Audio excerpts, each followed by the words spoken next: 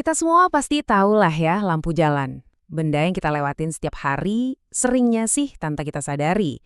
Kelihatannya fungsinya simpel banget, cuma nerangin jalan kalau udah gelap.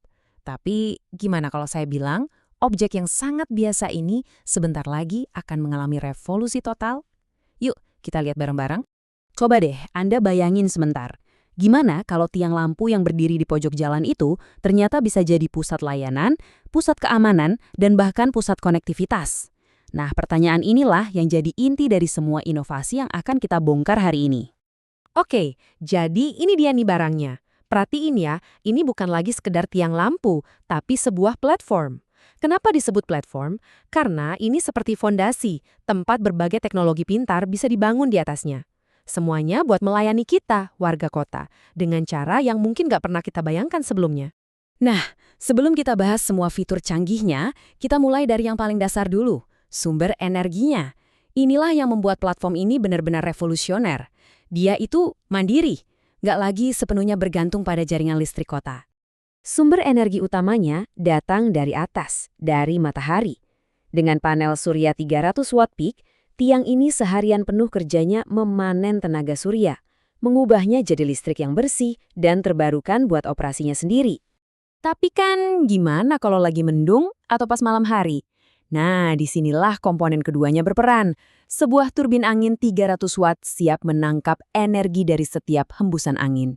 Jadi, produksi energinya dijamin jalan terus 24 jam sehari, apapun cuacanya.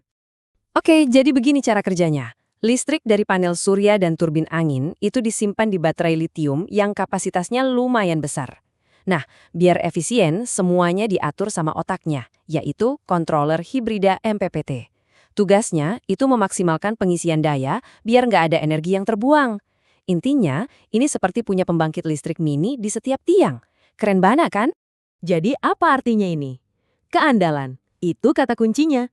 Dengan kemampuan nyala sendiri selama 24 jam, layanan penting kayak penerangan, keamanan, dan komunikasi nggak akan terganggu. Biarpun satu kota mati lampu, tiang ini akan tetap bekerja. Oke, urusan daya sudah beres. Dia bisa hidup sendiri. Sekarang, ayo kita lihat fungsi utamanya yang sudah di-upgrade habis-habisan. Ini bukan lagi soal lampu biasa, tapi sistem penerangan cerdas yang menyatu dengan layanan untuk kita, warganya. Nah, ini yang namanya penerangan cerdas. Lampu LED-nya bisa redup otomatis kalau jalanan lagi sepi buat hemat energi.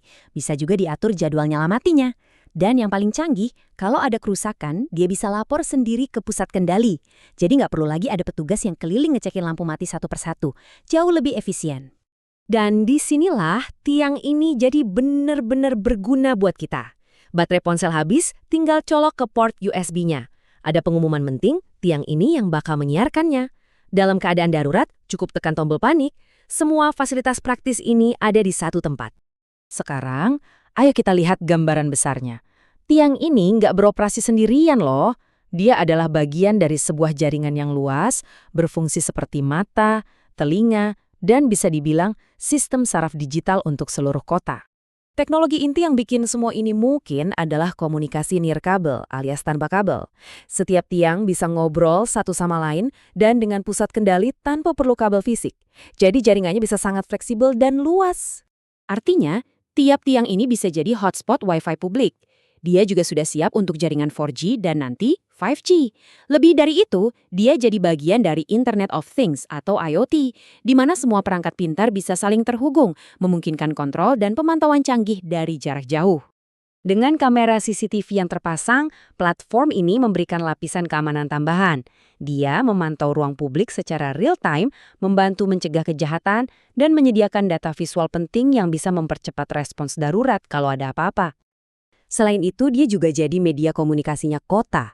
Lewat layar informasi digitalnya, pemerintah kota bisa menyebarkan pengumuman penting, peringatan cuaca, atau bahkan info lalu lintas langsung ke kita yang ada di jalan.